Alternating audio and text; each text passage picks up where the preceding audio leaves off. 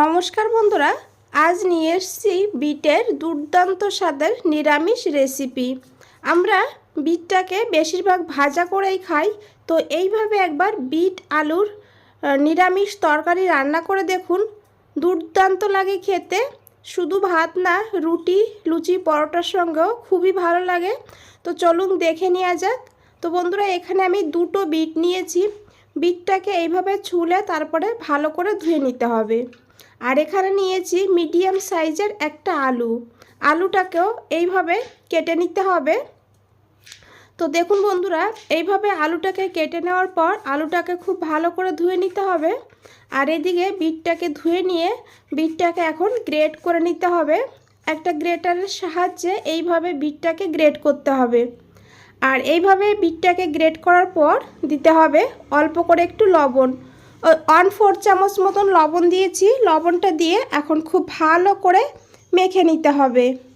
আর এইভাবে মেখে নেওয়ার পর 5 মিনিটের জন্য এই বিটটাকে রেস্টে রাখতে হবে। আর এইদিকে বন্ধুরা, নিয়েছি একটা প্যান, একটা মশলা বানাতে হবে। তার জন্য নিয়েছি 1 চামচ বাদাম। বাদামটা ভাজতে একটু টাইম বেশি লাগবে, তো বাদামটা এইভাবে আগে দিয়ে হালকা করে এইভাবে একটু নাড়াচাড়া করে নিতে হবে। আর তারপরে দিতে হবে শুকনো লঙ্কা। বন্ধুরা, এই ঝালটা হবে, তো ঝালের পরিমাণটা আপনারা বাড়িয়ে কমিয়ে নিতে পারেন। তো শুকনো লঙ্কাটাকে দিয়েও একটু ভেজে নিয়েছি। তারপরে দিয়েছি গোটা গরম মশলা। এখানে আমি মশলার পরিমাণটা খুব কমই ব্যবহার করব।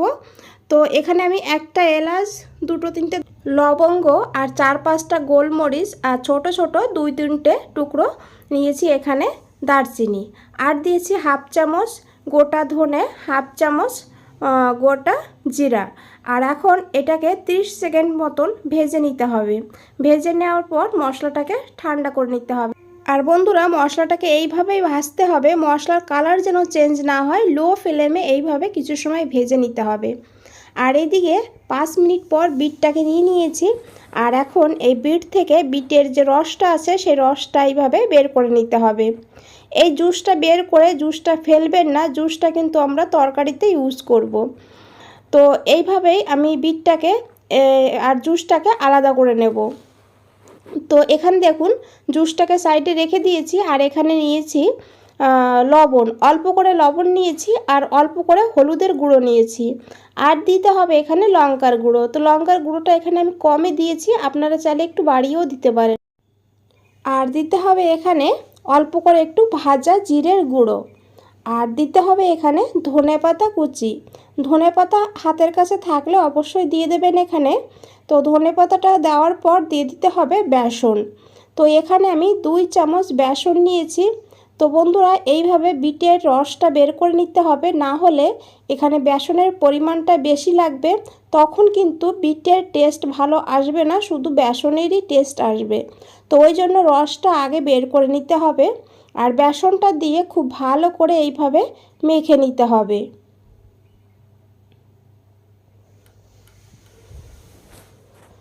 তো দেখুন বন্ধুরা, এইভাবে মেখে নিতে হবে। আর মেখে নেওয়ার পর এখন এখান থেকে ছোট ছোট এইভাবে বলস বানাতে হবে। আমি এখানে এইভাবে ছোট ছোট বলস বানিয়ে নিয়েছি। আপনারা চাইলে এখানে লম্বা করেও বানাতে পারেন, না হলে কাটলেট শেপেও বানাতে পারেন। তো দেখুন বন্ধুরা, আমি এইভাবে বলস বানিয়ে নিয়েছি। আর একইভাবে সব বলসগুলো বানিয়ে রেডি করে রাখবো। আর এখানে আমি সব বলসগুলো বানিয়ে নিয়েছি। আর এদিকে একটা কড়াই বসিয়ে দিয়েছি। কড়াইতে দিতে হবে তেল। এখানে আমি সর্ষের তেলে রান্না করব, তাই 2 চামচ সর্ষের তেল নিয়েছি। আপনারা কিন্তু সাদা তেলেও রান্না করতে পারবেন। তো দিয়ে দিয়েছি অল্প করে একটু লবণ আর অল্প করে একটু হলুদের গুঁড়ো। আর এখন দিতে হবে এখানে কেটে রাখা আলুটা। তো আলুটাকে দেওয়ার পর আলুটাকে লাল করে ভেজে নিতে হবে। তো আলুটাকে দিয়ে এইভাবে একটু নাড়াচাড়া করে ঢাকা দিয়ে ভেজে নেব, তাহলে আলুটা খুব তাড়াতাড়ি ভাজা হবে আর সিদ্ধও হবে অনেকটা। তো এখানে আলুটা ভাজা হতে হতে এখানে আমি একটা মশলা বানিয়ে নিয়েছি। দেখুন, যে ভাজা মশলাটা আমরা ভেজে রেখেছিলাম সেই মশলাটা ঠান্ডা হয়ে গিয়েছে। আর এই জারে এখন মশলাটাকে নিয়ে নিতে হবে। আর এখন জল না দিয়ে এটাকে গুঁড়ো করে নিতে হবে। জল দিলে তাহলে গুঁড়োটা ভালো হবে না, তো আগে এইভাবে একটু গুঁড়ো করে নিতে হবে। তারপরে এখানে দিতে হবে আদা। এইভাবে দেখুন এটাকে পাউডার বানিয়ে নিতে হবে মশলাটাকে। আর মশলাটাকে পাউডার বানিয়ে নেওয়ার পর এখানে দিতে হবে আদা। 1/2 ইঞ্চি মতন আদা নিয়েছি আর ছোট সাইজের একটা টমেটো নিয়েছি। আর এখন দিতে হবে অল্প করে একটু জল। জলটা দিয়ে এই টমেটো আর আদাকে একটু দরদরা করে বেটে নিতে হবে। ওই জন্যই আগে গুঁড়ো মশলাটা মানে ভেজে রাখা মশলাটা এইভাবে পাউডার বানিয়ে নেওয়ার পর তারপরে আদা আর টমেটো দিতে হবে। একসঙ্গে দিলে তাহলে টমেটো আর আদা একদম স্মুথ করে পেস্ট হয়ে যেত। তো দেখুন বন্ধুরা, এইভাবে মশলাটাকে বানিয়ে সাইডে রাখতে হবে। আর এদিকে আলুটাও বেশ ভেজে নিয়েছি লাল করে। মাঝে মধ্যে একবার আমি ঢাকনাটা খুলে একটু নাড়াচাড়া করে নিয়েছিলাম। আর এইভাবেই বন্ধুরা আলুটাকে ভেজে তুলে নিতে হবে। আর এই আলু ভাজার তেলেই আমরা রান্নাটা করব। আর এই রান্নাতে তেলের পরিমাণটাও কম ব্যবহার করব। তো দিয়েছি একটা শুকনো লঙ্কা আর দিতে হবে 1/2 চামচ গোটা জিরা। একটু ভেজে নিতে হবে। আর ভেজে নেওয়ার পর এখানে দিতে হবে হিং। হিংটা দেওয়ার সময় অবশ্যই গ্যাসের ফ্লেমটা লোতে রাখবেন। হিংটা পুড়ে গেলে খেতে ভালো লাগবে না। তো তারপরে দিয়ে দিতে হবে এখানে বেটে রাখা মশলাটা। আর জারটা ধুয়ে একটুখানি জলও অ্যাড করে দিতে হবে।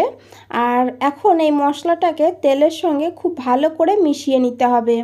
এখানে মশলাটা একদম ভালো করে আমরা কষাবো না, হালকা করে একটু কষিয়ে নেব, টমেটো আর আদার কাঁচা গন্ধটা যেন চলে যায় সেইভাবে। তো দিয়ে দিতে হবে এখানে লবণ, পরিমাণ মতন লবণ দিতে হবে। আর দিতে হবে বন্ধুরা 1/4 চামচ হলুদের গুঁড়ো। হলুদের গুঁড়োটা কমই ব্যবহার করবেন। আর এখানে কোনো মশলার ব্যবহার করব না আমরা।